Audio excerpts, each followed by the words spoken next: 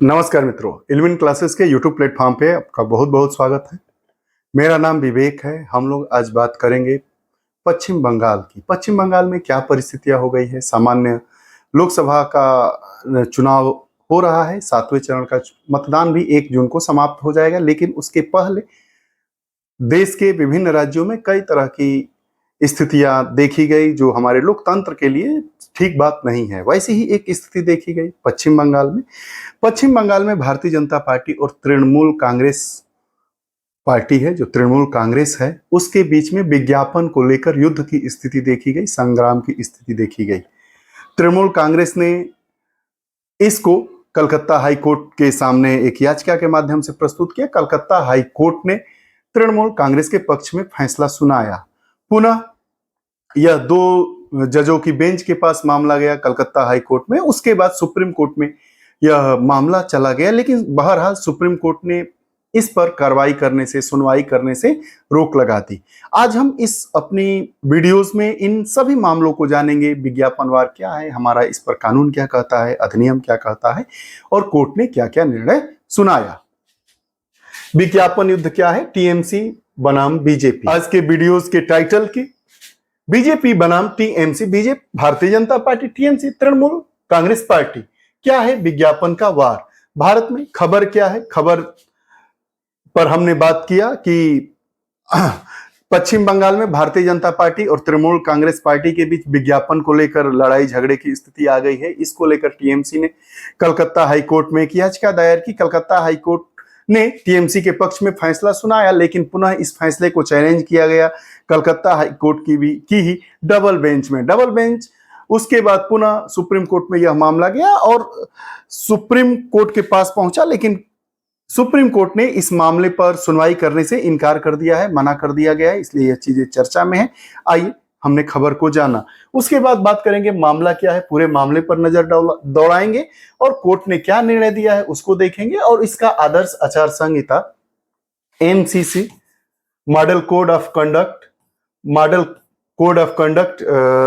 क्या है, क्योंकि इसकी औपचारिकता इस पर तेज हो जाती है। विज्ञापन को लेकर हमारी आदर्श आचार चुनाव संहिता क्या कहती है, इस पर भी हम लोग बात करेंगे। और क्या आदर्श आचार संहिता बाध्यकारी है या अबाध्यकारी है, इस पर भी हम लोग आइए बात कर लेते हैं। चलते हैं तो टीएमसी कलकत्ता हाई कोर्ट की एक जज की बेंच के समक्ष याचिका प्रस्तुत हुआ। टीएमसी तृणमूल कांग्रेस ने कलकत्ता हाई कोर्ट की एक बेंच के समक्ष इस मामले को पेश किया गया। आरोप यह था कि भारतीय जनता पार्टी द्वारा एक विज्ञापन प्रकाशित किया गया जिसमें सनातन विरोधी तृणमूल कहा गया। मतलब सनातन जो हमारा धर्म है, तृणमूल कांग्रेस की वहां पर सरकार है, ममता बनर्जी जो कि ब्राह्मण है, बंगाली ब्राह्मण है और सनातनवादी है, सनातन मानती है। लेकिन कलकत्ता में, पश्चिम बंगाल में एक पोस्टर लगाया गया भारतीय जनता पार्टी की तरफ से और उसमें यह बताया गया है कि जो टीएमसी है वह सनातन विरोधी है। इसी को लेकर तृणमूल कांग्रेस कलकत्ता हाई कोर्ट के एक जज की बेंच के पास इस मामले को दायर किया और उसने टीएमसी के पक्ष में निर्णय सुनाया। यह विज्ञापन पूर्णतः आदर्श आचार संहिता के विपरीत था। आरोप यह भी लगाया गया टीएमसी की तरफ से कि जो यह विज्ञापन में बताया गया है कि जो हमारी तृणमूल कांग्रेस पार्टी है वह सनातन विरोधी पार्टी है, सनातन का विरोध करती है, अर्थात हिंदू धर्म का विरोध करती है। इस प्रकार का आरोप जो लगा दिया गया है एक तरफ से, तो कोर्ट ने भी इसको गलत माना, हाई कोर्ट ने भी इसको गलत माना और जो हमारी जो मॉडल कोड ऑफ कंडक्ट है इसके भी विपरीत है। आप इस प्रकार के नहीं लगा सकते हैं विज्ञापन पोस्टर। एमसीसी जाति अथवा धर्म के आधार पर विज्ञापन करने से रोक लगाती है। मॉडल कोड ऑफ कंडक्ट जो हमारी आदर्श आचार संहिता है वो इस प्रकार के धर्म और जाति आधारित विज्ञापन को लगाने पर रोक लगाती है, समाचार लेख के रूप में भी नहीं। ऐसा नहीं है कि आप समाचार लेख के रूप में इस तरीके की बातें कह दें, इस पर भी रोक लगता है जब आदर्श चुनाव संहिता, आचार संहिता लागू होती है। तो ऐसे कई विज्ञापन प्रकाशित किए गए हैं। प्रत्येक प्रकाशन के बाद इलेक्शन कमीशन ऑफ इंडिया के पास शिकायत दर्ज करने पर भी कोई कार्रवाई नहीं की गई है। ये तो बात सही है। उत्तर प्रदेश का जो बलिया जनपद है, 72 लोकसभा क्षेत्र, इसमें 1 जून को मतदान होना है अंतिम चरण में। और आप देखेंगे कि अभी तक भारतीय जनता पार्टी के जितने होर्डिंग्स हैं शहर में, उनको नहीं हटाया गया है। बाकी किसी भी पार्टी का होर्डिंग नहीं लगाया गया है। समाजवादी पार्टी, कांग्रेस और जितने इसके घटक दल हैं इंडिया के, सबने चुनाव आयोग और वहां के जो जिलाधिकारी है, जो मुख्य निर्वाचन अधिकारी जनपद के हो जाते हैं, उनसे भी बात किया गया, उनको भी बताया गया, पार्टी के बड़े बड़े नेताओं के द्वारा भी यह मुद्दा उठाया गया, लेकिन इस पर कोई इलेक्शन कमीशन के कान पर जू भी नहीं रहेगा। और आप वैसे विज्ञापनों को देख सकते हैं, बड़ी बड़ी होर्डिंगें हैं, चाहे वह बलिया का बस स्टैंड हो, चाहे रेलवे स्टेशन हो, चाहे माल गोदाम हो, चाहे LIC तिराहा हो, चाहे आपका जो कचहरी का मेन गेट हो, सपा का मुख्यालय के सामने, यह आप देख सकते हैं। तो ये कोई बहुत बड़ी बात नहीं है, यह तो दिखाई दे रहा है। बहरहाल वहां की क्या स्थिति है, इसके बारे में जो आरोप लगाया है गया है तृणमूल कांग्रेस की तरफ से, उस पर हम बात कर रहे हैं। निर्णय दिया, सिंगल बेंच के द्वारा निर्णय दिया गया है। कलकत्ता हाई कोर्ट के सिंगल बेंच के द्वारा यह फैसला दिया गया है कि बीजेपी को 4 जून मतगणना की तारीख या अगले आदेश तक, जो भी पहले हो, मीडिया के किसी भी रूप में ऐसे विज्ञापन प्रकाशित करने से रोक दिया गया जो MCC का उल्लंघन करता है। भारतीय जनता पार्टी को 4 जून तक ऐसे सभी विज्ञापन जारी करने से रोक दिया गया जो MCC model code of conduct का उल्लंघन करते हैं। साथ ही साथ विवादित विज्ञापनों का विश्लेषण स्पष्ट तौर पर बीजेपी के विज्ञापनों द्वारा MCC का उल्लंघन किया गया, यह भी बताया गया है। मामला 2 जजों की बेंच के समक्ष पेश हुआ। कलकत्ता हाईकोर्ट के ही 2 जजों की बेंच के सामने यह मामला प्रस्तुत होता है। बीजेपी का आरोप है कि सिंगल बेंच द्वारा अपना पक्ष पेश करने का समय नहीं दिया गया। बीजेपी यह आरोप लगा रही है कि भारतीय जनता पार्टी को, जो कलकत्ता हाईकोर्ट का सिंगल बेंच था, बिना उनका पक्ष सुने हुए ही फैसला सुना दिया।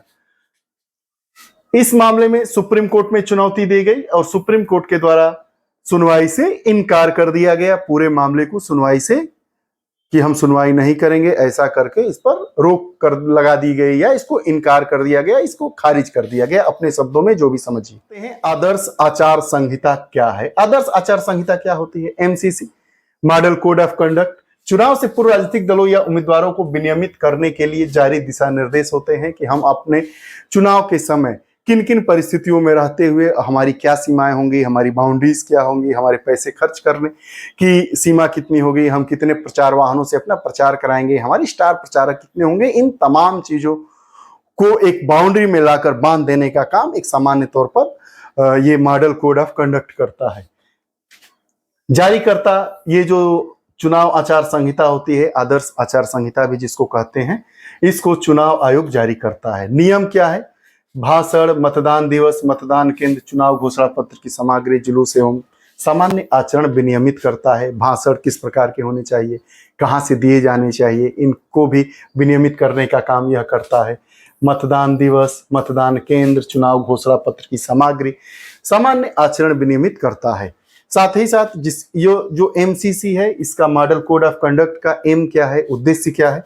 स्वतंत्र और निष्पक्ष चुनाव कराया जा सके। पूरे देश में स्वतंत्र और निष्पक्ष चुनाव करवाना ही एक इसका उद्देश्य होता है।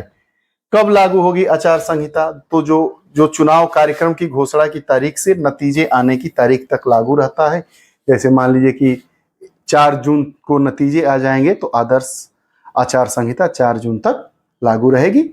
ये बात रही आदर्श आचार संहिता क्या है, इसके बारे में हमने जाना कि यह चुनाव आयोग जारी करता है। एक यह विनियमन है, विनियमित करता है कि हमें अपने भाषणों में क्या मर्यादा रखनी होगी, हमारी चुनाव सामग्रियाँ कैसी होनी चाहिए, इन तमाम मतदान केंद्र जो मतदाता हैं, बूथ से कितने दूर तक हम अपना कार्यालय खोल सकते हैं, झंडा लगाएंगे नहीं लगाएंगे, कितनी गाड़ियाँ लेकर घूमेंगे, कितने रुपए खर्च करेंगे, इन तमाम जानकारियाँ इसमें रहती हैं। उठता है कि क्या आदर्श आचार संहिता बाध्यकारी है? क्या आदर्श आचार संहिता को मानने के लिए पार्टियां या चुनाव लड़ रहे उम्मीदवार बाध्य हैं कि हम मानना ही मानना है? आइए इस पर भी बात कर लेते हैं। तो जो मॉडल कोड ऑफ कंडक्ट है, स्वतंत्र एवं निष्पक्ष चुनाव सुनिश्चित करने के लिए इलेक्शन कमीशन ऑफ इंडिया के अभियान के हिस्से के रूप में इसको विकसित किया गया है। प्रमुख राजनीतिक दलों के बीच आम सहमति का यह परिणाम है। कोई वैधानिक समर्थन इसको प्राप्त नहीं है, कोई वैधानिक समर्थन नहीं है कि बाध्यकारी ही है, चाहे वो राजनीतिक पार्टियां हो चाहे उम्मीदवार हो, लेकिन सभी राजनीतिक पार्टियों के द्वारा एक आम सहमति के परिणाम स्वरूप ही आदर्श आचार संहिता को लागू किया गया। एमसीसी का उल्लंघन करने वाले किसी भी व्यक्ति के खिलाफ कार्रवाई नहीं की जा सकती है। केवल स्वैच्छिक नियम है, ऐसा नहीं है कि कोई कार्रवाई करके जेल हो जाएगा, ये हो जाएगा, ऐसा कुछ नहीं है। यह एक केवल स्वैच्छिक नियम है। एमसीसी मतलब अपने स्व विवेक पर आधारित और आम जनों जो पार्टियां हैं, उम्मीदवार हैं, उनकी आम सहमति से बनाया गया एक वैधानिक स्वैच्छिक नियम है। यह कोई कानून नहीं है, न ही इसकी कोई वैधानिकता है, न यह मानने के लिए बाध्यकारिता है। ये रही टीएमसी बनाम भारतीय जनता पार्टी। जो टीएमसी को भारतीय जनता पार्टी ने अपने पोस्टर में दिखा दिया है कि यह जो पार्टी है वो सनातन विरोधी है। इसको लेकर टीएमसी ने कलकत्ता हाई कोर्ट में एक याचिका दायर की, तमाम तरह के आरोप लगाए। आदर्श आचार संहिता का हवाला देते हुए कलकत्ता हाई कोर्ट की एक बेंच के द्वारा टीएमसी के पक्ष में फैसला सुना दिया गया। हाई कोर्ट में क्या हुआ, सुप्रीम कोर्ट में क्या हुआ, इन तमाम मुद्दों को हमने जाना। आपको हमारी वीडियोस कैसी लगती है कृपया कमेंट बॉक्स में जरूर बताएं। अगर आप हमारे चैनल से नहीं जुड़े हैं तो कृपया चैनल से जुड़ें, बेल आइकन का बटन दबाएं ताकि हमारी जितनी भी वीडियोस है उसका नोटिफिकेशन आप तक पहुंचे।